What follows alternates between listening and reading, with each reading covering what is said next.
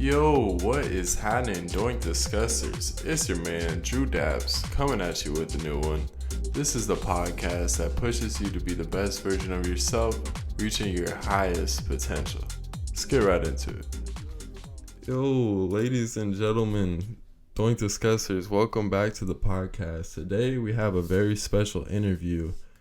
This woman is a true champion of the culture, both locally and online on the internet. She's been making a lot of noise with her eclectic sets and personality.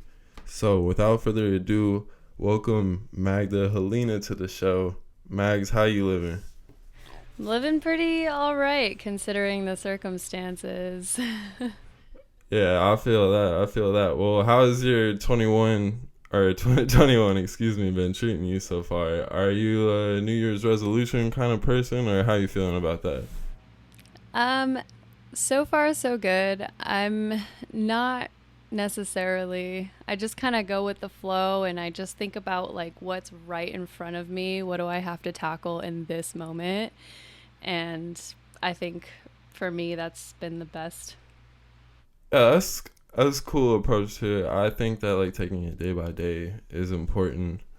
Like what could be most benefit to you today.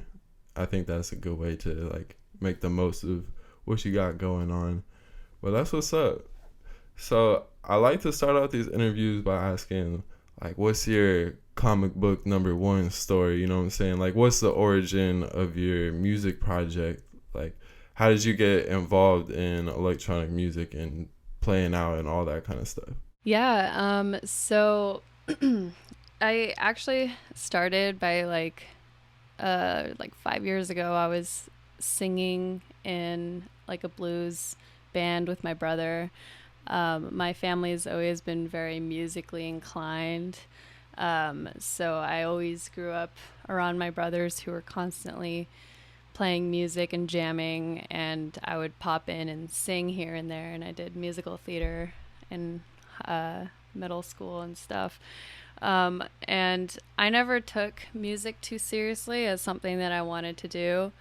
And I always just thought of myself as a singer, and growing a band is just too complicated. I think you tweeted about that, and For real.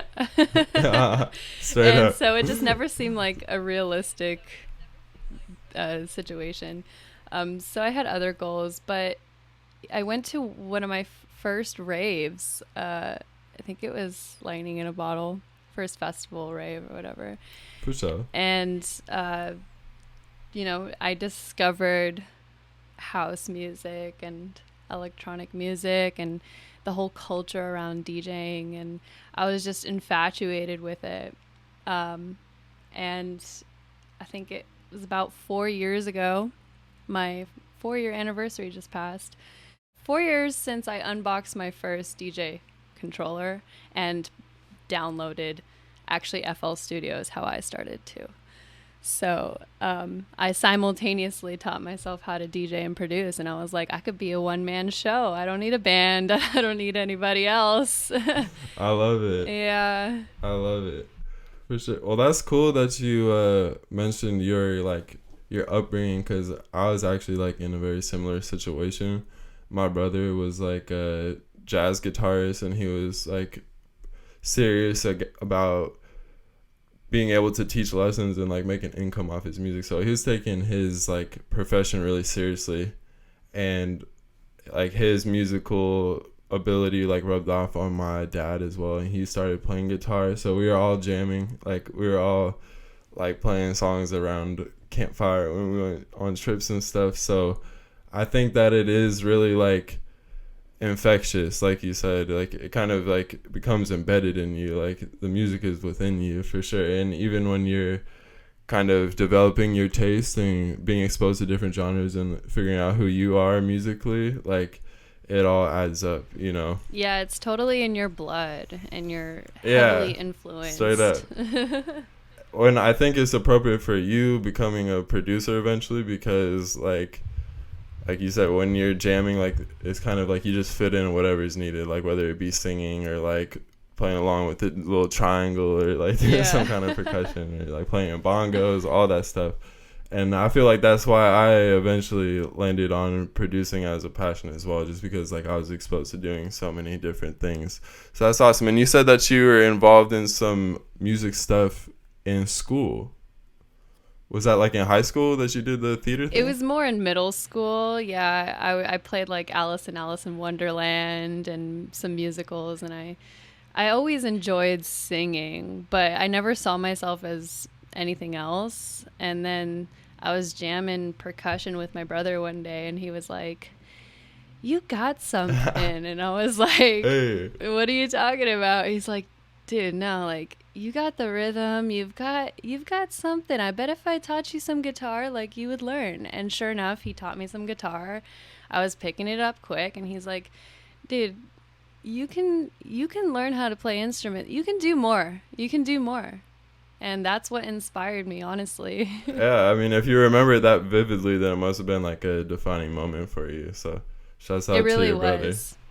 Absolutely. So then, did you ever try like recording and putting out music with your family band type thing, or how did that come along?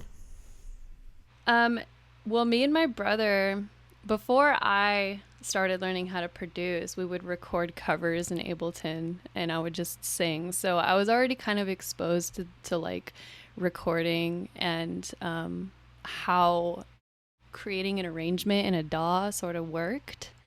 And then, yeah, I mean, like from there, just It kind of just developed as your taste in music developed, like what your focus was. Yeah, okay. Exactly. I see. So I know that you are an Icon graduate, right? Right. So when did you settle on that as far as like something that you want to pursue? Did you like have a moment when you realized that you want to take your musicianship more professionally and start to become more official with it, or what led you to that kind of road, you know? Yeah, that's a great question. Because it's different for everyone, obviously. Some people started when they're well into their knowledge of production, and some people started when they knew nothing. I was about like 2 years into, like 2.5 years into like learning FL Studio and doing everything basically entirely on my own. And the one thing about FL is that there just wasn't enough videos or people that could help me like get past certain blocks. Okay. Yeah. in my knowledge, you know. And I've always known that I wanted to learn Ableton, and I just really at this time felt like I hit a block in my knowledge, and I couldn't break through. And I really needed a mentor, and I had many friends who went to Icon, and just I visited the place too, and it just really resonated with me. Like it I mean, before they changed locations, which they did recently, I went before they changed locations. So this is in LA, correct? Yes, in Burbank. Okay, so were you like born and raised in Burbank? No, I actually commuted. Oh. I commuted from the Inland Empire, so I drove like an hour and a half. Okay. 3 days a week to get there. That's commitment. I was committed. I love to see it. Yeah, but continue with your journey through Icon. Yeah, it was worth it though, because once I actually stepped foot on the campus, which it doesn't feel like a school, it feels like such a homey environment, and everyone there is so nice, so driven. It really felt like a community, a collective, and so I just always knew that I just loved the vibe there, and it just really resonated with me. So I applied, and I took a huge risk. I mean, it's obviously very risk. Expensive. Big step forward though. It's like a leap of faith. Absolutely, and it was worth everything. All the commitment to driving, all the commuting, all the the loan and everything, it was worth it. Well, I'm happy to hear that. So you first got enrolled after you got a little well versed in DJing, right? Yeah, well, I was already about 2.5 years. So my 4 year anniversary just passed of like officially unboxing my first DJ controller and downloading FL Studio. So I was already about 2.5 years into learning both of these, and I was already consistently playing gigs. I already had a residency with MDA, Modern Disco Ambassadors in Orange County. Oh yeah, I want to talk about that a little more. Yeah. What do you think that icon helped you with develop the most as far as your artist project? Yeah. Well, obviously, knowledge and production. I feel like my mixing skills have really skyrocketed. I mean, one of the biggest things I realized while I was there is that there's not one magic formula that's gonna, even though I kind of like wished in a sense there is not one magic formula. But my problem always was it's always number one, what do your ears tell you? This is the most important thing that I learned, was being able to identify the issue. What are my ears hearing that is wrong? And being able to try and process of elimination, multiple different things and different approaches on how to fix it. Okay, yeah, I feel that. I think when we all start out producing, we think there's like a magic plan that you can follow every time, and then when that doesn't work, you like, oh, damn plan, I need a new plan. But it's good that you like found a creative process that's reliable, because that's really all you have is like a dependable creative process, like you said, like kind of like a trial and error sort of thing, but error, organized. exactly. Yeah, organized trial and error. There's, most of the time, if you think that you can tackle it one way, most likely you can. For sure. So, well, I'm glad to hear that you got some out of your education. I know people feel like different ways about like a formal music education, you know what I'm saying? But that's what's up. And I know you mentioned the Modern Disco Ambassadors, and I wanted to talk to you about that a bit. And if you haven't heard of MDA, it's pretty much the one popping grassroots underground club kind of thing going on in Southern California. So what was your experience like being a resident, and how has that changed with the whole shutdown and all that stuff? Like, how are you keeping it going? Yeah, so obviously a lot has changed. We went from every Wednesday throwing shows in our little underground basement. Yeah, La Cave, right? At La Cave, yeah, in Orange County. It was the spot to be. We had a lot of big names coming through, actually. Mowgli is the one, my partner, he's the one who actually is basically handles all of he's like the production manager, so he basically runs the night. And so we went from being there every Wednesday and super, I mean, it's been going on, I believe, 11 years. Oh, man. And yeah. I didn't know it was that long standing. It's been standing for a really long time. I guess the unfortunate aspect is it is like a very small, tight-knit club, and so like that's what made the experience, was like the intimate experience of it. Yeah, for sure. Which is not working out in our favor in this pandemic. Obviously, we can't throw any shows, so it's been kind of put on hold. And so me and Mowgli are kind of just sort of focusing on growing our own individual brands at the moment.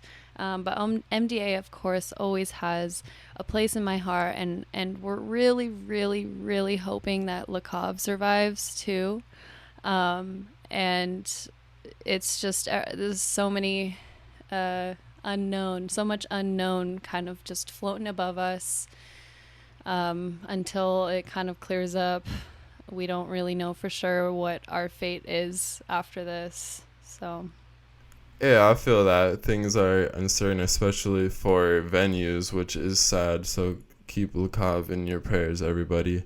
And I really did love that venue. I got booked for one gig before all heck broke loose. You feel me? With the Coalesce takeover, which it was a lot of fun. I really enjoyed the venue. I loved the people there. I loved the energy that they brought. It was pretty refreshing to see like people just like get up and dance. I mean, you don't really have a choice there. It's so small. I really felt like I was in my grandma's den or something. That was my favorite part about the venue. Like, it was just so cozy. And like, we had a full QSC sound system too, which was like the most important aspect too. Nice little stage. Yeah, I love that place. And yeah, a lot of legendary artists threw down there. So congrats on all that you've done. And I'm positive that it wasn't all for nothing. You know, we'll be back. Thank and you. It will be popping. MDA will return and return strong. I'm looking forward to it. But yeah. Thank you. So speaking of developing your own brand, you recently celebrated 1,000 followers on Twitch, right? But now you're more at like 1.3K, so that's some fast growth. How have you been managing that all? Like, what has been your approach to the whole live streaming thing? Have you ever pictured yourself live streaming before live shows weren't an option? Yeah, no, definitely not. I don't think any of us really did. For sure. Yeah, we're like, Twitch, hey, that's some like gamer stuff. What is that? Oh, yeah, I didn't even really know about it. I just knew it was a live streaming platform, and that's kind of it. Didn't really understand what it meant to build a community on Twitch. And yeah, I mean, it took a while to get into the groove of it. There's a lot of technical aspects to it that you got to figure out. What do you think has been like straightforward? Oh, go on. Oh, I just said it's not straightforward at all. Yeah, I'm saying there's definitely a learning curve to live streaming. So like, what do you think was some of your biggest challenges that you had to overcome starting to get the Twitch popping? Well, at first, it was definitely the technical aspect, because you have to learn how everything works, and then you have to have decent enough equipment to where it all works smoothly all the time, consistently. And then, being consistent is super, super important, having a schedule and sticking with it. So you're spinning once every week at least, right? At least, yeah. Cool. And then are you doing any other sort of live stream content besides sets, or what is your plan moving forward? Yeah, so my schedule kind of looks like Tuesdays I do DJ sets, and on Thursdays I'll actually live stream production sessions in Ableton for fun. It's not like I'm trying too hard to do any tutorial type thing, but I'm just sort of hopping on and chatting with the people in my community and just making beats. And I put that on hold last month just with the holidays and everything going on. I was just doing Tuesdays, but for the most part, Thursdays are like my sort of kickback, chill, and Ableton. For sure. So I'm interested in like how you build up your community and how do you get people coming back every week, because I feel like the thing with live streams is there's no like resistance to like getting to the venue like there would be in real life. So people have like access to a whole bunch of DJs that are playing at a particular time, whether it be on Twitch or Mixcloud or even on Beatport. Now they have live streams that you can watch. So what has been like something that you've learned along the way that keeps people engaged and keeps them coming back to like hang out with you, basically? Yeah, so I'd say that's probably the most important aspect in growing your community on Twitch, of course. Like you said, make how do you make people feel like they're hanging out with you? They're there for the live stream, the live experience. So interacting with people in your chat room is really important. Doesn't mean you have to be talking all the time on the microphone, but at least acknowledging someone who comes in either for the first time, or if they come in, like if they're a regular that come in all the time, or if they consistently subscribe or whatever, give them a shout out, maybe type something in the chat. There's ways of finding balance, but yeah, being engaged with the people that are in your chat room so they feel like they're actually hanging out with you, and they feel like they're part of something. You kind of have to ask yourself these questions too, because it's like, what makes me want to stick around in a chat room, right? For sure. What makes me want to stick around is if I say, hey, what up? And I know that, oh, they might actually respond to me, or they might actually read that, or they might actually know I'm here, and maybe I'll subscribe too, and make them happy and put that smile on their face, and seeing that they're actually having a good time is also really important. For sure.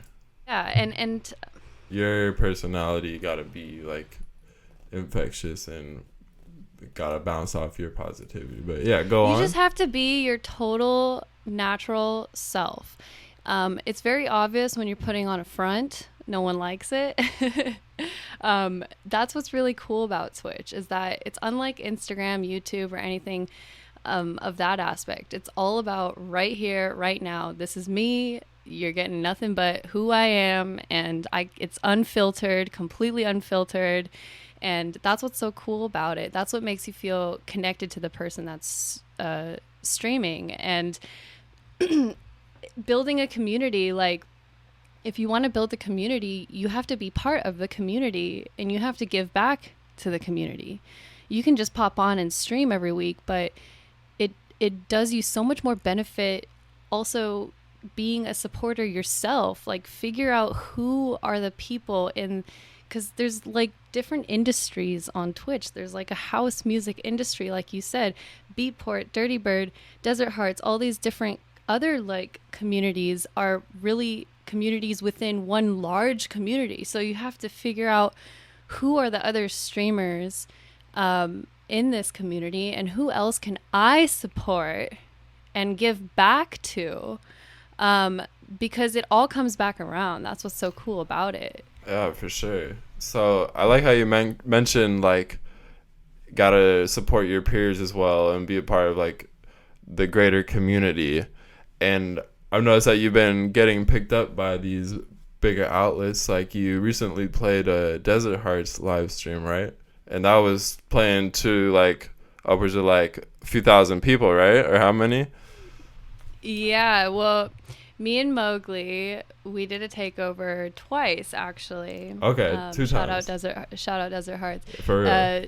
So Desert Hearts and like some of these bigger pages get, they've obviously grown huge communities, and so it was a huge honor. And they also get front page features on Twitch, which is really cool.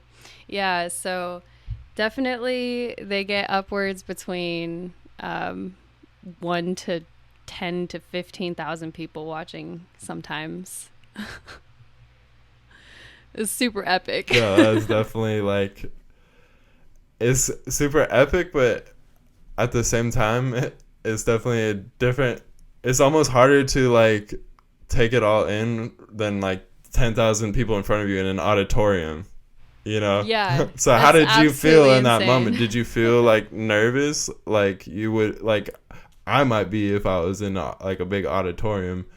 You know what I'm saying? Like, that's definitely, I mean, yeah, if I was in a huge auditorium, I mean, I think the most I've played for in an act, like for in real life, was like maybe 1,000 people, and that I was like, That's a grip for sure. yeah, I was like freaking out. But once you play your first or second track, and you're like, okay, I got this. Well, what I've noticed, like DJing through 2020, is like you still kind of get into that same flow state.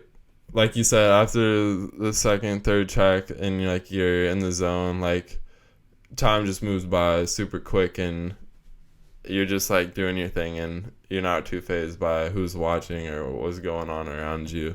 So that's cool that like you've been given a platform and you're like being rightfully rewarded for the dedication that you've been putting into your Twitch. Like I peeped your page and I saw that you did like a special birthday stream, right? Like your fans must have liked that a lot and were into that. How did that go? Yeah. Yeah, thanks for that. It was awesome. I mean, it's really incredible, like once you do, just seeing your regulars that come every week, just like come by, and just you'd be amazed at the amount of people that are willing to like support you, tip you, subscribe to you, that like would have never otherwise if it wouldn't be for this platform. So it really is amazing. Yeah. Well, the fact that you laughing and smiling about it makes me happy too, because it's not easy to get 1,000 followers on any platform, and especially Twitch, I feel like. So kudos to your dedication. And like I said, the fans wouldn't be coming back if like there wasn't something authentic to connect to. So I think that's really inspiring what you've built there. But I mean, that's not all that you did in 2020 either. You've released some music. I know you had a remix of Sam Burton's track, right? The Smooth Operator.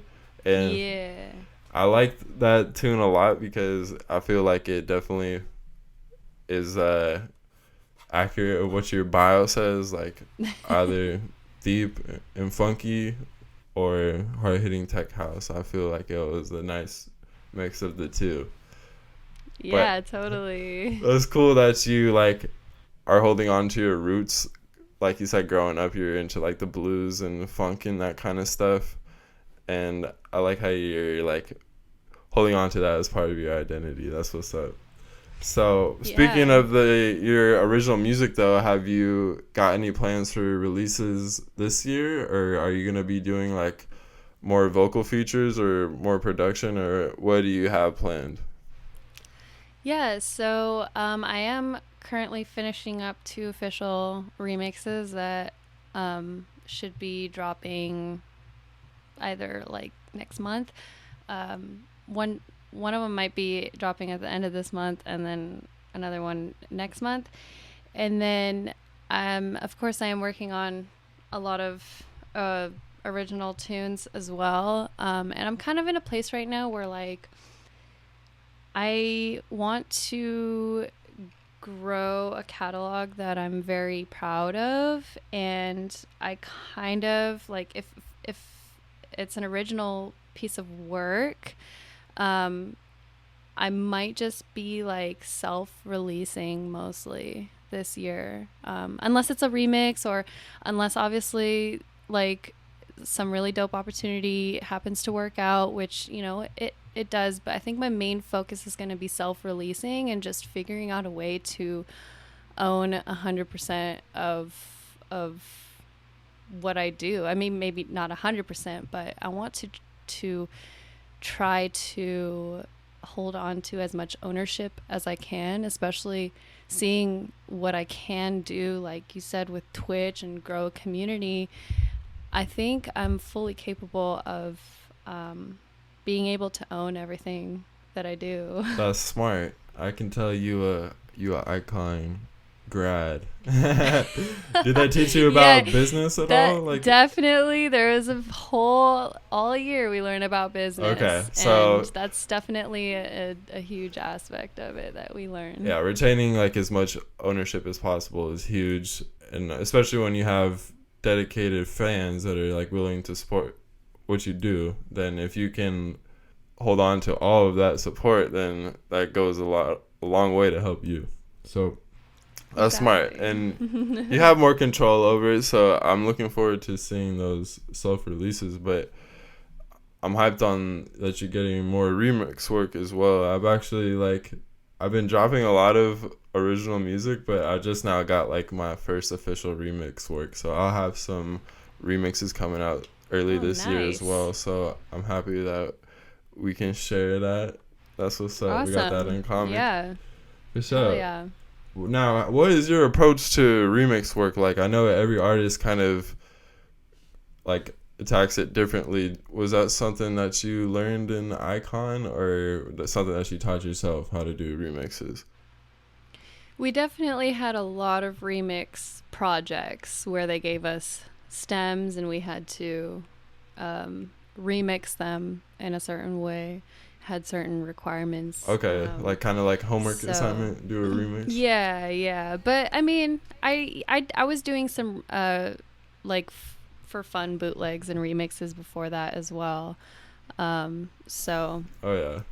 I actually really enjoy doing remixes. They're always fun. It's always like if you don't feel inspired yourself to start something new, it's always fun to add your own twist to someone else's work. Yeah, I feel like you learn more about yourself as a producer. Like you kind of get closer to your true sound, I feel, when you're like given stems and what can you do with it.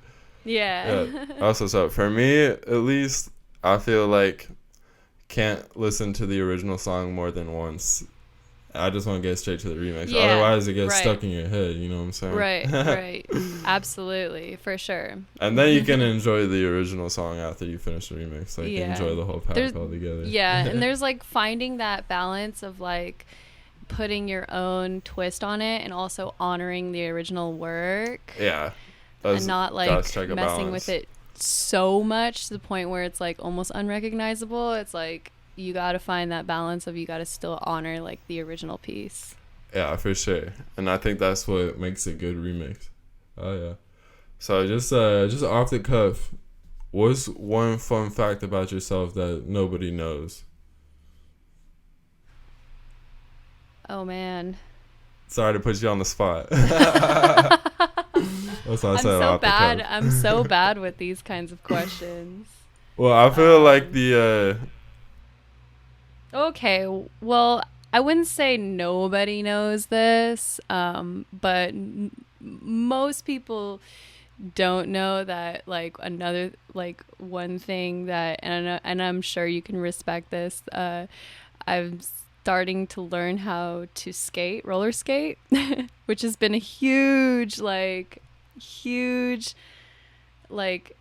just, I guess, inspiration in a sense for this year, you know, like it's been so relieving. It's been such a fun outlet, and I'm totally a beginner, but like I'm having so much fun. I love to hear it. That's what's up. So are you like planning on going to the skate park and like hit the bowls, or are you just trying to like learn to roll around right now? I'm mainly trying to get into, I mean, there's so many different styles of roller skating, which is cool. Like, there's obviously, like you said, like bowl skating and hitting the skate park. And maybe that's something I'll try in the future. But I'm more into, like, jam skating, which is more like dancing? Dance skating. Oh, yeah, like OG roller rink. Okay. Let's funk down the disco. Visual in my head. Yeah, exactly. So that's kind of what I'm getting into. You are a modern disco ambassador resident, so it only makes sense. It resonates. I mean, I was a dancer when I was really young too, so like it's something that's keeping me like fit and just allows me to kind of detach from all the craziness and all the social media and everything. For sure. I feel like it's important to have a hobby where like you don't have your phone on you, or like, you know what I'm saying, like you're outside and you're just like immersed in something else. And like I have skateboarding, that's like my other thing I do besides music, and that is like, and you're it's really good important. at it. Thank you. Well, I didn't just start. No, for sure. No, it obviously looks like you've been skating for a minute. But I respect that, and I love seeing it. I love seeing your little edits where you like overdub your own music, and you're like promoting your music while also like showing dope skate videos. Like that's something I want to aspire to do in the future as well. Hey, good looks. Fun. Good looking out. I appreciate you saying that. I feel like it's fun for me because I also like video editing, so it's cool to also like stay a fan, and I'll bring in like the homies' music or some producers that I've been liking. I'll put their music and make edits to it. So I like to surprise people with like an edit, you know. So it kind of goes back to just being a part of the community as a whole, and like showing love to everybody, like you said. Yeah, absolutely. That kind of is a good segue to my last question here. So besides roller skating and shredding the bowls, do you have any other like aspirations or intentions for 2021? Mainly just releasing more music, I'd say. For sure. I would have liked to release more music last year, but of course with everything going on, it's a bit tough. But now I'm kind of like in this mindset where I'm like, all right, I'm ready to like keep my head up, but also like put my head down and like, you know. good balance of head posture is all you need. Yeah, just grind. Sure. I'm just going to keep doing what I'm doing, but focus on that. I think like you just need to get in the habit of it, just like anything else. Like you're in the habit of your Twitch streaming, and that has been growing exponentially. So I have all the confidence in the world that you'll do the same thing with your original productions, and we'll get to hear some more of the mags. Yeah. And I'm excited. Yeah, we're all excited. We just have to get over the whole like with every song we always want to be like, oh, is this gonna be the one? It's like, no, just fucking just finish it and just put it out there. And that's also what's cool about like self-releasing, is that there's no commitment to like, okay, this is gonna be on my record forever. It's like if I decided 5 years I want that shit off my record, I could just delete it. That's a good point. I could just get rid of it. That's inspirational for anybody out there listening who's trying to get started with something. That's excellent advice right there. If you do it yourself, you can always backtrack. Yeah, you can always get rid of it. Not that you even need to, though. No, but you might even want to remake it. Like, you know, you might go back and revisit it. And I see it all the time with some people where they remake tracks that are like 10 years old and they put the modern twist on it. And it's like a new hit. That's cool. That's what's the beauty about music. But with that being said, what's like one piece of advice you could give to someone who wants to try something new this year or is trying to grow like on a new platform? What would you tell them? I would say just be consistent. That's number one. Yeah. Create a schedule for yourself and stick to it. Don't give up. It's okay to take, days off or maybe a week off or whatever, but you have to promise yourself that you'll stick with it, and you have to be consistent, because on any platform it's never like one video or one track that's going to do it for you. It's a multitude of content that is eventually going to do it for you. All right, well, that's what I like to hear. You heard it. Consistency and belief in yourself. That's what you need. It's a recipe to growth. Hell yeah. Cool. Well, it's been great chopping it up with you. I appreciate you being a part of the podcast. I'm hyped for the music that you're going to come out with, the remixes, and looking forward to seeing some more of your streams. Thank you, Max. Appreciate you. Stoked, man. Thank you so much, Drew, for having me. This is an awesome time. Great discussion. Off tops, homie.